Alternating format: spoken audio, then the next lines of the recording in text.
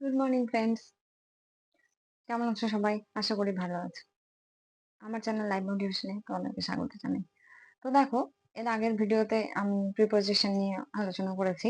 মানে প্রিপোজিশন কি, কিভাবে করতে হয়, সেটা আমি ইন, অ্যাড, অন এগুলো দিয়ে করা হয়ে গেছে। এবার প্রিপোজিশনের আর কিছু যে বাকি আছে সেগুলো আমি যতটা পারছি এই ভিডিওর মাধ্যমে তোমাদেরকে দেখানোর চেষ্টা করছি। তো প্রথম যে প্রিপোজিশনটা আছে দেখো, এখানে অ্যামং দিয়ে আমরা করতে পারি। অ্যামং অ্যামং কখন হয় বলো তো? এমন হচ্ছে অনেকগুলোর মধ্যে, দুইয়ের বেশি জনের মধ্যে যখন কোনো জিনিস ভাগাভাগি করে দেওয়ার ব্যাপার থাকে, বা দুইয়ের বেশি জিনিসের মধ্যে যখন কোনো ভাগাভাগির ব্যাপার থাকে, বা দুইয়ের বেশি সবকিছুর মধ্যে যখন ভাগের ব্যাপার থাকে, তখন সেটার মধ্যে হয়ে যায় কি এমন। ঠিক আছে, যেমন আমি যদি বলি যে চকলেট গুলোকে তোমরা সব স্টুডেন্টদের মাঝে ভাগ করে দাও, তো এখানে যেহেতু সব স্টুডেন্টের মধ্যে বলেছি, তার মানে অনেকগুলো স্টুডেন্ট আছে, পুরো ক্লাসের মধ্যে ভাগ করে দিতে বলেছি, তাহলে মানে অনেকগুলো স্টুডেন্ট আছে, দুই এর বেশি যদি হয়ে যায় তাহলে কিন্তু সেখানে কি হচ্ছে এমন হচ্ছে। ঠিক আছে, আমি যদি বলি distribute distribute the chocolate dash the class, তাহলে কি হবে? ডিস্ট্রিবিউট দা চকলেট, চকলেট গুলোকে ডিস্ট্রিবিউট করে দাও, বিতরণ করে দাও, ড্যাশ দা ক্লাস মানে ক্লাসের পুরো সমস্ত স্টুডেন্টদের মধ্যে যেহেতু আমি ভাগ করে দিতে বলছি, দুই এর বেশি আছে, তাহলে এখানে কি হয়ে যাবে এমন হয়ে যাবে। বোঝা যাচ্ছে? মানে দুইয়ের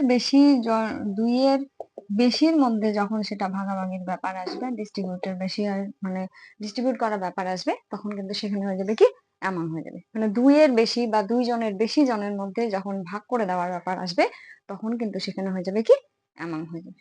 বোঝা গেছে? এবার দেখো, আমি বলি বিটুইন। বিটুইন মানে কি?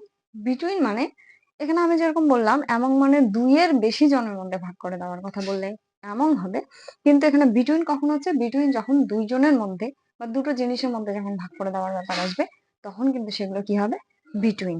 বা দুটো জিনিসের মধ্যে কোনো কিছু থাকবে, তখন কিন্তু সেটা হবে বিটুইন। এই একই রকম ভাবে আমি যদি বলি ডিস্ট্রিবিউট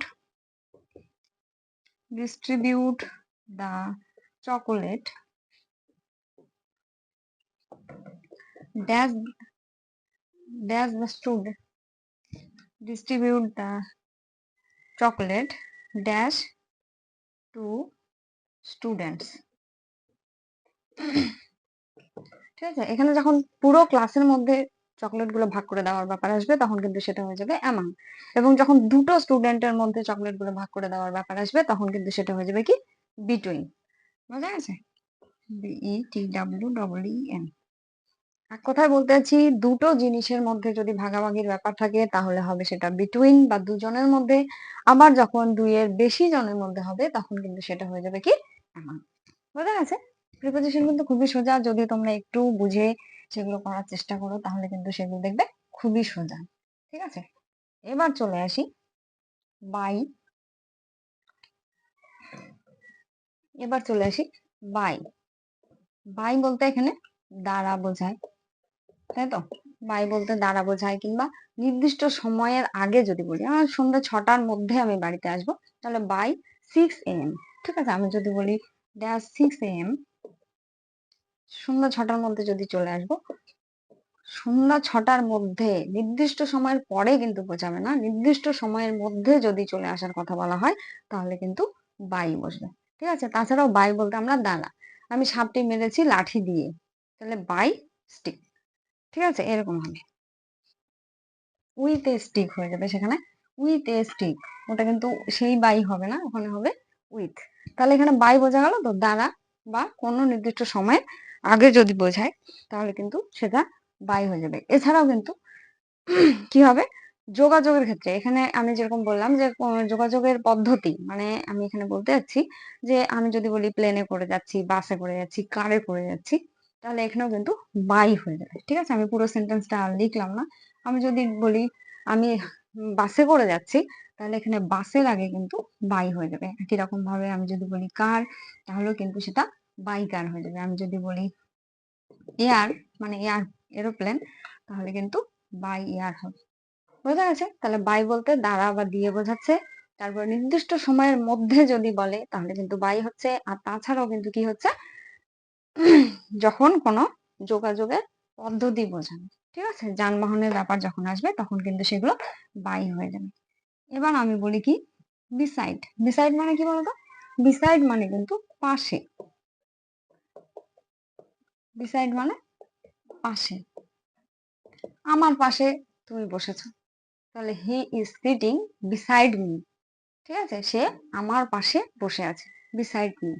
ঠিক আছে, তারপরে যদি আমি বলি, তারপর মনে করো যদি আমি বলি টু, বলি টু।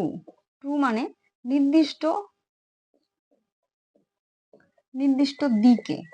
ঠিক আছে, নির্দিষ্ট দিক যদি বোঝায়, নির্দিষ্ট দিক যদি বোঝায়, এই যে আমরা লিখি না হেড স্যারের কাছে কি লিখি, টু দা হেডমাস্টার, মানে হেড স্যারের দিকে। আমরা হেড স্যারের কাছে যদি টিকি লিখি টু দা হেডমাস্টার লিখি, মানে যে দিকে যাচ্ছে, নির্দিষ্ট বিন্দুর দিকে বা নির্দিষ্ট কোনো কিছুর দিকে যখন যাচ্ছি তখন সেটা হবে আমার টু। কিংবা যেখানে গিয়ে পৌঁছাচ্ছে সেটাও নির্দিষ্ট একটা দিক হচ্ছে, সে নির্দিষ্ট দিক যদি বোঝায় তাহলে কিন্তু টু হবে। আমি কলকাতা থেকে দিল্লি যাচ্ছি, কোথায় যাচ্ছি? দিল্লি, নির্দিষ্ট একটা জায়গাতে যাচ্ছি, নির্দিষ্ট জায়গাতে যে বোঝাচ্ছে, মানে এখানে যে দিকটা বোঝাচ্ছে দিল্লিতে যাচ্ছি, তাহলে এখানে টু হবে।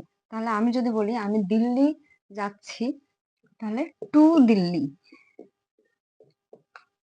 বোঝা গেছে? টু দিল্লি, দিল্লিতে যাচ্ছি যদি বলি। আমি পুরো সেন্টেন্সটা লিখছি না, অনেকটা টাইমের ব্যাপার হয়ে যাবে, ভিডিওটা অনেকটা লং হয়ে যাবে। তাহলে টু দিল্লি। বোঝা গেছে? এবার যদি বলি ফ্রম, ফ্রম মানে কি হচ্ছে?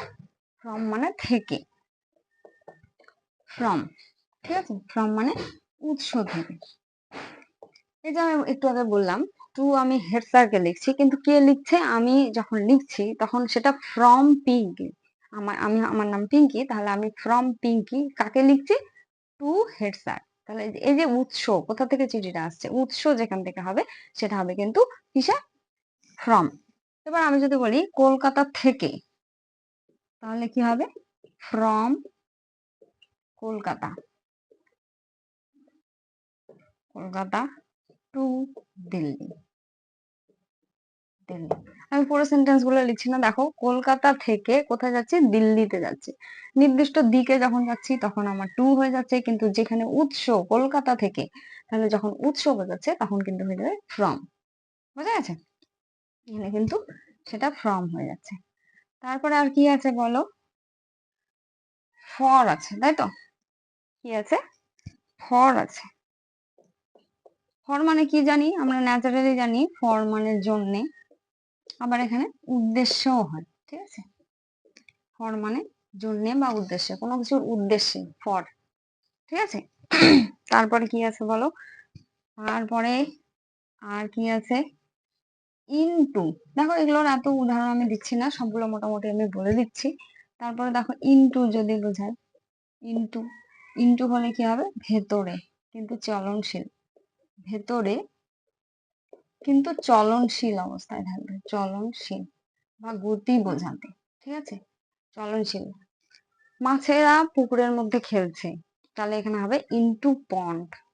ঠিক আছে, the fishes are playing into the pond. ঠিক আছে, কারণ ফিশটা কিন্তু পুকুরের মধ্যে কি অবস্থা থাকে? চলনশীল অবস্থায় থাকে, বা গতি বোঝায় যদি, মানে ভিতরে কিন্তু গতি যদি বোঝায় তাহলে কিন্তু সেখানে ইনটু হবে। বোঝা গেছে?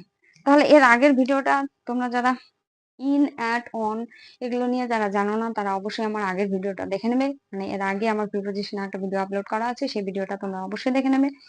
আর যদি কোনো অসুবিধা হয় তাহলে অবশ্যই আমাকে কমেন্টস করে জানাবে। এছাড়াও এখানে যেরকম বোঝালাম অ্যামাং, বিটুইন, তারপরে তোমার বিসাইড, বাই, আফটার। আফটার মানে বলে দিই, এখানে আফটার মানে হচ্ছে পরে। যদি আমি পরে বোঝাই তাহলে আফটার, আমি যদি আগে বোঝাই তাহলে বিফোর হবে। ঠিক আছে, তো এরকম যেগুলো মানে প্রিপোজিশন আছে সেগুলো তোমরা কিন্তু এই ভিডিও থেকে শিখে নিতে পারো খুব সহজে। আমি পুরো সেন্টেন্সটা লিখলাম না, কারণ হচ্ছে অনেকটা লং হয়ে যাবে ভিডিওটা। আশা করছি বুঝতে পেরেছো। যদি অসুবিধা থাকে তাহলে অবশ্যই আমাকে কমেন্ট করে জানাবে, আমি তোমাদের প্রশ্নগুলো কিংবা কোনো সমস্যাটির উত্তর দেওয়ার চেষ্টা করবো। অসংখ্য ধন্যবাদ। যদি আমার ভিডিওটি ভালো লেগে থাকে তাহলে অবশ্যই একটা সাবস্ক্রাইব করে দিও, লাইক করো, কমেন্ট করো এবং বেশি বেশি করে বন্ধুদের সঙ্গে শেয়ার করো। ধন্যবাদ।